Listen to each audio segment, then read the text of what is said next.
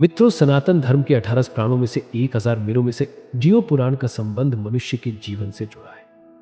इस पुराण को महापुराण कहा जाता है और इसके अधिपति शेरहरि है। बता दें कि इस गरुड़ पुराण में कुछ ऐसे मंत्र दिए गए हैं जिसके जाप से आपकी गरीबी खत्म हो जाएगी। नमस्कार दर्शकों, स्वागत है आपका। पर एक बार फिर बता दें कि हिंदू धर्म में मान्यता है कि किसी इंसान की मृत्यु के बाद गरुड़ पुराण का पाठ करने से मरने वाले व्यक्ति की आत्मा को शांति मिलती है। ये एक ऐसा पुराण है जो मनुष्य को सत्कर्म करने के लिए प्रेरित करता था, उसे जीवन के मूल्यों एवं आदर्शों का पाठ पढ़ाता है। इसमें बहुत सी ऐसी नीतियों को बताया गया है जो आपके जीवन को बदल कर रख देती है। इसमें कुछ अचूक उपाय दिए गए हैं जिनकी जानकारी शायद ही किसी को हो। इन्हीं कुछ उपायों में से एक संजीवनी मंत्र है और गरीबी दूर करने के मंत्र भी है।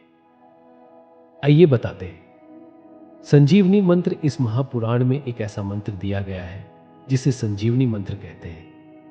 पुराण के अनुसार जो व्यक्ति इस मंत्र को सिद्ध कर ले वह इंसान दूसरे के जीवन को भी धन्य कर सकता है। संजीवनी मंत्र यह कर सकता है। सन्मंत्र को सिद्ध करने के और इसका प्रयोग करने के नियम भी इस पुराण में बताए गए हैं। सभी नियमों को जानने के बाद ही संजीवनी मंत्र का प्रयोग किसी सिद्ध मनुष्य के सानिध्य में ही करना चाहिए। जगत के हित में इसका ध्यान रखते हुए इसका प्रयोग करना चाहिए।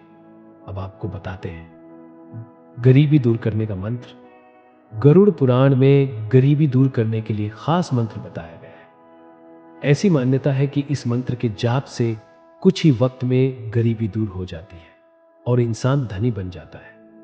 गरीबी दूर करने का मंत्र ओम झूसा। इसमें श्री विष्णु सहस्रनाम की महिमा का भी वर्णन है।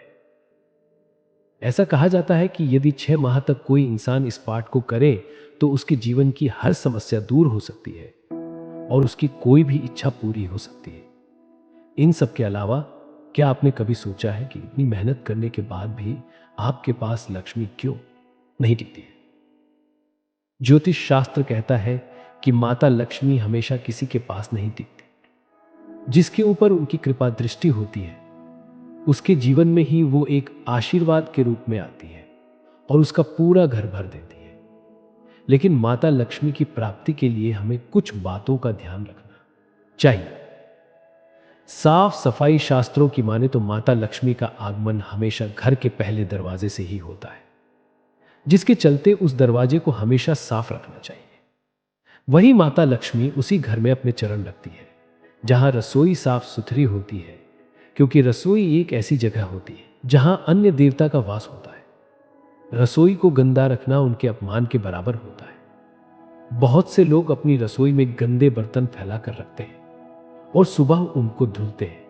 यह शास्त्रों के अनुसार उचित तरीका नहीं होता है। घर में झूठे बर्तन फैलाकर कभी नहीं रखना चाहिए।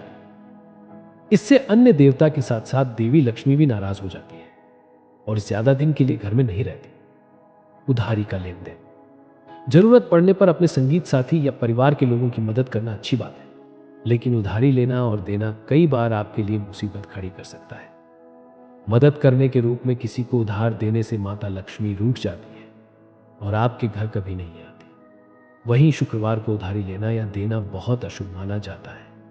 कहा जाता है कि शुक्रवार के दिन उधार में दिया गया पैसा जल्दी वापस नहीं मिलता और अगर इस दिन आपको किसी से पैसे उधार लेते तो आपको चुकाने में कई समस्याओं का सामना करना पड़ता है। परिवार में अभद्र शब्दों का प्रयोग पति और पत्नी गाड़ी के 2 पहिए हैं जिन्हें जिंदगी भर आपसी संतुलन बनाते हुए जीवन को आगे बढ़ाना होता है। ऐसे में जिन घरों में हमेशा पति पत्नी के बीच झगड़ा होता है और एक दूसरे के लिए अपमानजनक शब्दों का इस्तेमाल किया जाता है, उस घर में दरिद्रता का वास हो जाता है। वहां मां लक्ष्मी ऐसे घरों में कभी निवास नहीं करती जहां पर परिवार के लोग एक दूसरे से लड़ते रहते हैं। ऐसे में अगर आप मां लक्ष्मी को प्रसन्न रखना चाहते हैं तो घर में भूलकर भी किसी के प्रति अपमानजनक शब्दों का प्रयोग ना करें। गलत समय झाड़ू लगाना। मान्यताओं की माने तो सूर्य अस्त के बाद घर में झाड़ू पोछा लगाने से हमेशा आपको बचना चाहिए। मां लक्ष्मी इस समय पर झाड़ू लगाने से रुष्ट हो जाती है, जिसके परिणाम के रूप में आपके घर में दरिद्रता अपने पैर पसार लेगी और घर पर आर्थिक संकट छा जाएगा। अगर आप ऐसा करते हैं तो यह है आपके दुर्भाग्य की वजह भी मानी जाती है। अगर किन्हीं कारणों के चलते झाड़ू लगानी भी पड़ रही है तो घर की गंदगी को घर में ही रखें, उसको सुबह साफ सफाई के साथ फेंक दें। औरतों का अपमान, जिस घर में औरतों का अपमान होता है या उनके साथ मारपीट की जाती है, उनके घर में भी कभी मां लक्ष्मी का वास नहीं होता है।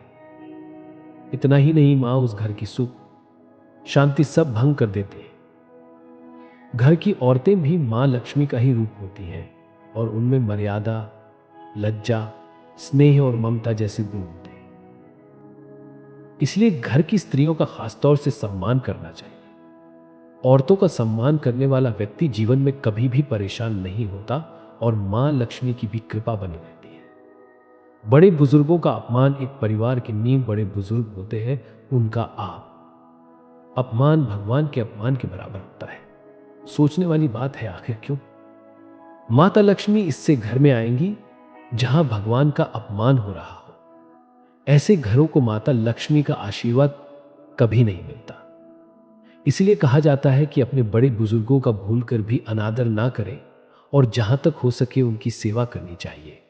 ध्यान रखें, जिस दिन आपकी वजह से उनकी आंखों से एक भी आंसू गिरा, उसी दिन से आपकी बुरे समय की शुरुआत हो जाती है। तो मित्र, आपने जाना कि गरुड़ पुराण में बताएं कि इस मंत्र के जाप से खत्म हो जाती है गरीबी। अगर आपको पहले से किसी बात की जानकारी थी तो नीचे हमें कमेंट करके जरूर बताएं। आज की इस वीडियो में बस इतना ही। उम्मीद करते हैं कि हमारी वीडियो के जरिए आपको कई सवालों के जवाब मिल गए होंगे। अगर ये वीडियो पसंद आई हो तो उसे लाइव को शेयर जरूर कीजिएगा। अगर आपने हमारे चैनल को सब्सक्राइब नहीं किया है तो जरूर करिए। इसके साथ ही मुझे दे इजाजत।